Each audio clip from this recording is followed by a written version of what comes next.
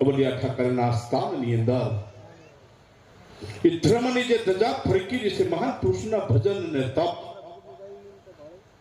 ત્યાં આપ બધા ખૂબ ભાગ્યશાળી છો. આટલા બધા સંતોના દર્શન થયા ને એટલે તમારા જીવનના પાપ ધોવાઈ ગયા તો એ સમજી લો. તો અને જે ઉત્તરામન મથુરાથી આપણા તાનના આપણી પરંપરાના સાધુ સંતોના જગતગુરુ શ્રી લોકપીઠના પરમ પૂજ્ય ડોક્ટર રાજેન્દ્રદાસ બાપુ જગતગુરુ આચાર્ય એવા તથા વડવાળા મંદિરના પરમ પૂજ્ય નંબર 10 બાપુ